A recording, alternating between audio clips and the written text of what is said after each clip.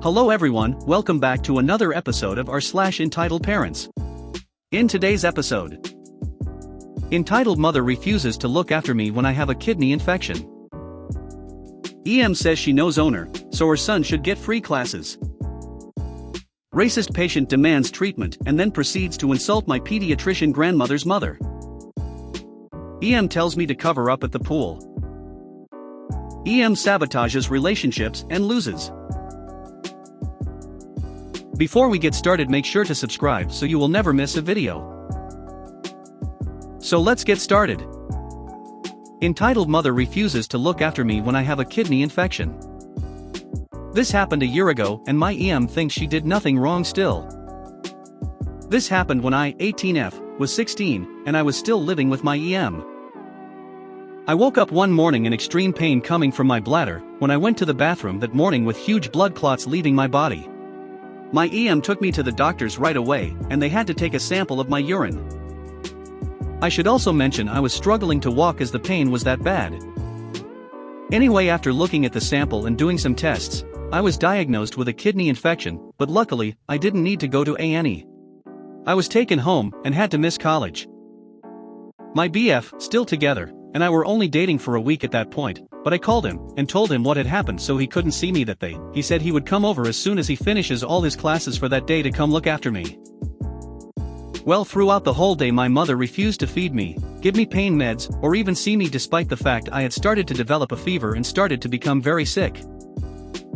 By the time my BF came around, he checked my temperature and said I was too hot to touch and opened all the windows in my room and found a fan to try and cool me down.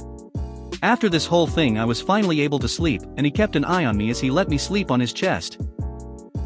When I woke up he had some pain meds for me to take and told me my EM wouldn't tell him where they were, so he had to ask my younger brother, who had no idea I was sick. He thought I was still at college, bless him, so they raided the kitchen until they found some. Seconds later my EM offered my BF food and my stomach growled, but she chose to ignore that. My BF heard this and said he wanted a cheese toast tie, but would like it cut in half.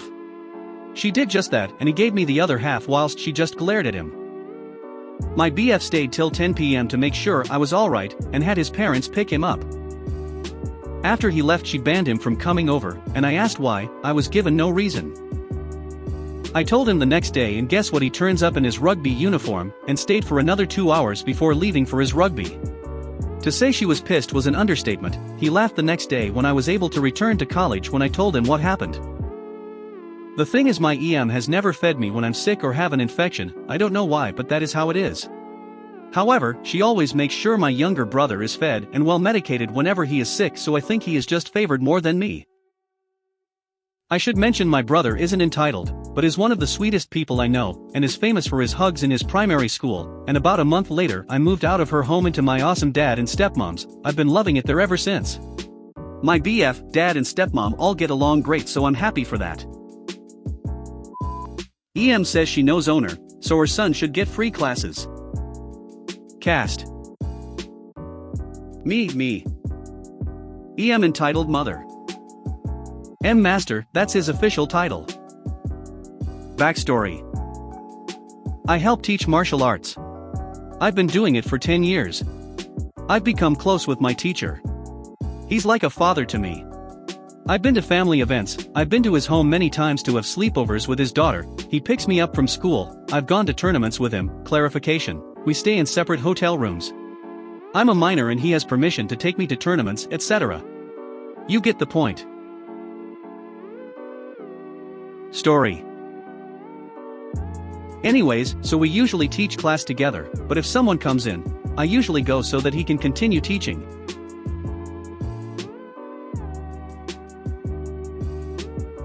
Well, one day, a woman comes in and immediately starts flagging me down. In the middle of class. So I excuse myself and walk over there. Me, hello.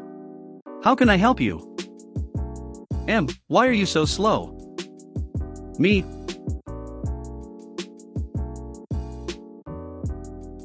Pardon? M, next time an adult calls you over, you need to come immediately. Do you understand? I really didn't want to start something, so I said yes ma'am, and we continued. Me, what can I help you with today? M, I want to sign my son up for classes. Me, okay. Let me get his schedule and the payment options. Oh, just the schedule. Me, pardon?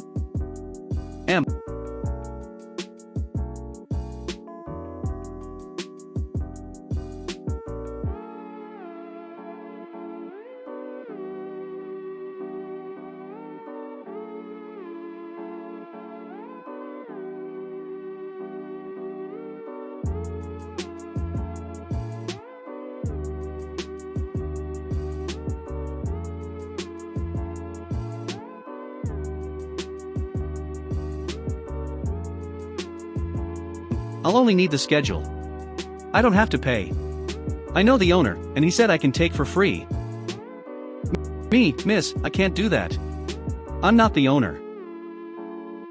You can and you will. Do I make myself clear? I want free classes for my angel now. Yes, she said angel. At this point I'm getting agitated because I have severe anxiety when I get yelled at. So I start darting my eyes around and M catches my eyes. He gives me the "you okay" look and I just shake my head no. He gets the kids doing stuff and walks over. Hello. What can I do for you? Finally, a responsible adult. Next time I come in here, this slow *tch better not take forever. Anyways, I know the owner of this establishment and he said I can put my son here for free. So, snap to it. Me, excuse me. I'm going to go and continue with the kids. Oh no, you can stay right here with me. You're okay. So you're going to defend her? I want to speak to the owner. You're looking at him. Miss, I own this establishment. This is my business that I built from the ground up.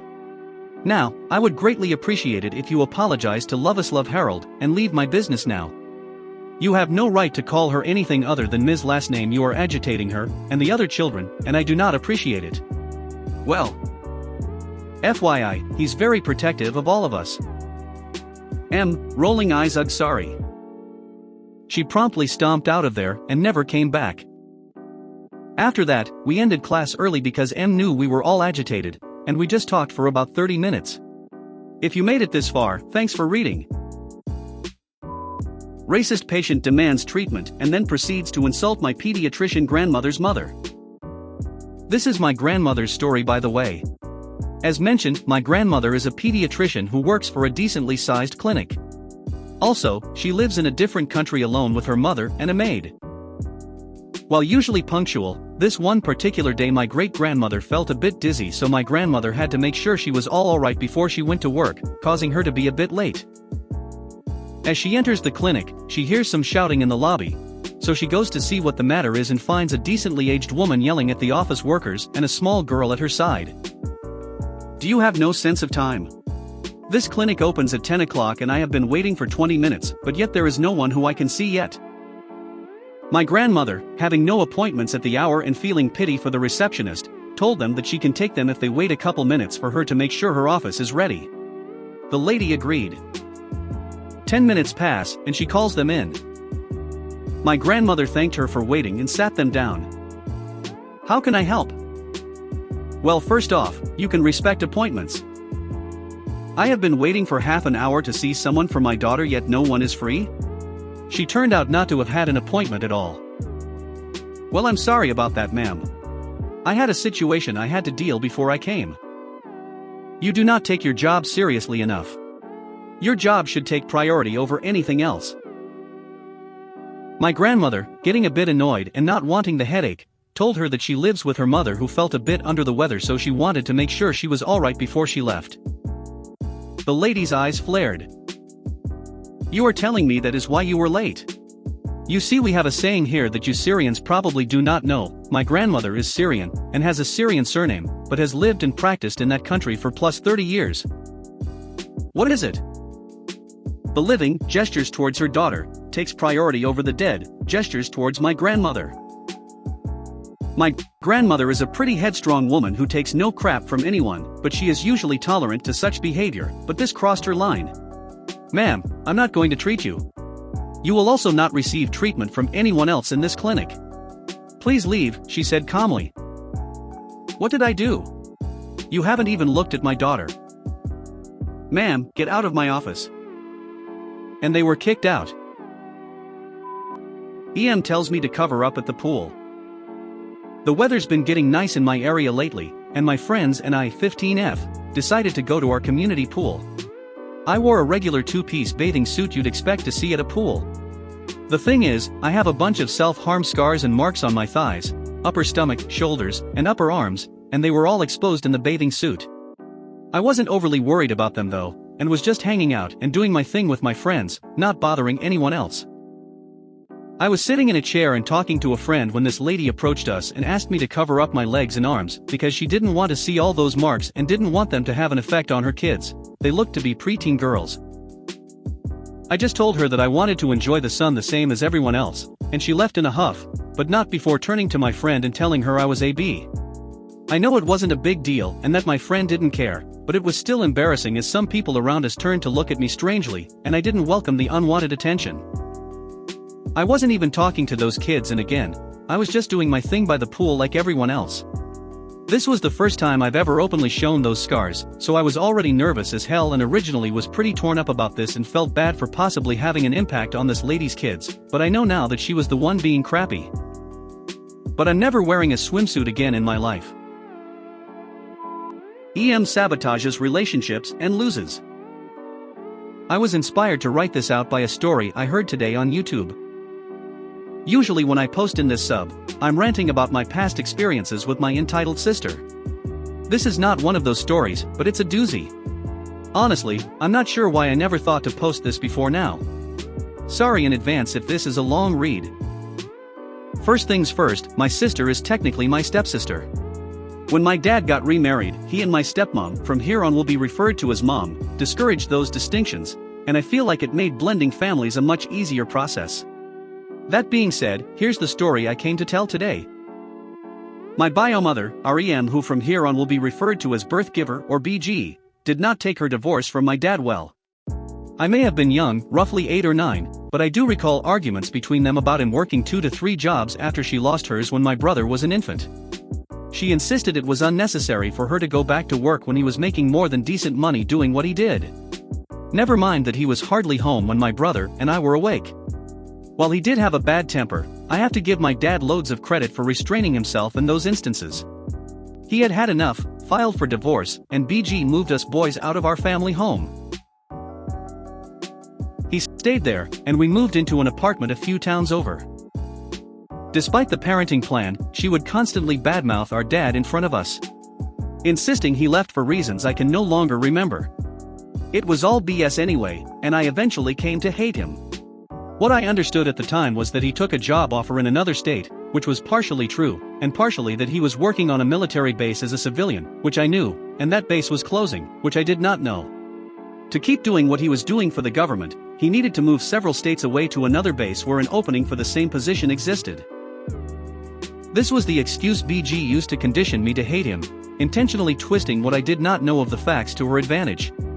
He moved further away because he didn't want us. During a visit to his new home over a summer in the late 90s, roughly 1,200 miles from where we lived with BG, my brother and I unanimously decided we wanted to move there and live with him and mom. They were still dating at this time. BG, upon learning of our decision, simply lost it. She insisted that she would be filing parental kidnapping charges if my brother and I were not returned to her home. We were living with her parents at the time, and it was painfully obvious that we were unwelcome. Immediately, Dad got a call letting him know that the court sided with her, the kidnapping charges would stand, and that he would be served. He had driven those 1,200 miles to pick us up, so he had to fork over a hefty sum to fly 2 unaccompanied minors that fast. He and mom drove us to the airport, over 2 hours drive from his house, and watched us board the plane. I learned that upon returning home from the airport, there was someone there waiting to serve him. Twist of the knife. We returned to my grandparents' home, and due to the timing of our decision, were 3 days late starting back to school. Naturally, questions sprang up as to where I had been, and when I answered, I was mocked not only by my peers, but by one teacher in particular. This was the school BG attended, in the early/mid 70s, and this teacher was teaching back then, and her mind was obviously stuck there. BG lived in a state in the mid-Atlantic area, while Dad lived in the Midwest. Clearly, there was some prejudice about the state my dad lived in, and teacher specifically asked why I would want to live there. None of them knew my dad or my family history, and no one cared. We did not see Dad in person again for 3 years. During this time, BG knew he was driving those same 1,220 miles to take us to see his parents, who lived in just over an hour away, and BG would not do herself and planned a week-long family vacation to a historic area 6 hours away. Dad arrived at my grandparents' house, asked for us, and was apparently told stone-faced that we were going to be away for a week and that he should come back then. I have no proof of this, other than my dad's word. I nearly lost my cool at the end of my junior year of high school because, on the same day I received the class ring, BG came home to announce that her job was moving her to the very state we had gone on our little week-long excursion. Even though I bargained every which way I could think, even staying with my grandparents one more year until college, there was no discussion. That summer was the third after the one where we were forced to fly back, and this time for their wedding. My brother and I had a much longer discussion. If we were going to have to change schools anyway, we should get to make the call where. This time, the courts decided I was old enough, I was nearly 16, and that not only was my brother close enough, it would be a bad idea to separate us. After some teeth gnashing, BG relented, not like she had much choice.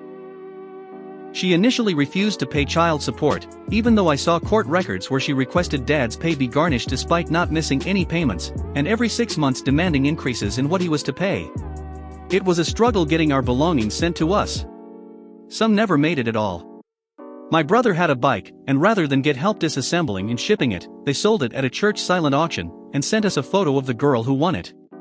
Other toys which would now be worth a stupid amount of money, because I checked, were lost to the ether. Clothes came 1 or 2 small boxes at a time.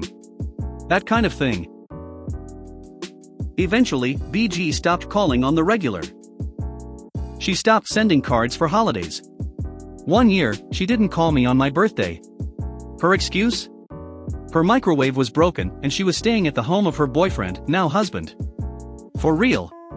The straw that finally broke the camel's back was when BG withheld knowledge of gossip about a fabricated event which was being used against my brother to fully discredit him as a father and prevent him from seeing his child. Her excuse this time? She wanted to maintain a good relationship with my ex-SIL, so she could continue being in her grandbaby's life. BG made a trip out here without the knowledge of either my brother or myself to see the kid while with their mother. After a few days to roll that around in our heads, we both decided to call her out on all of her BS and initiate a full NC policy. Thank you to those who have read to the end. This has been a very difficult journey. I have cut out much of the less important details, and I have struggled with the idea of reconciliation. But I'm just not there yet. If you made it to the end of the video, thanks for watching. Don't forget to like, subscribe and share, and we will see you in the next video.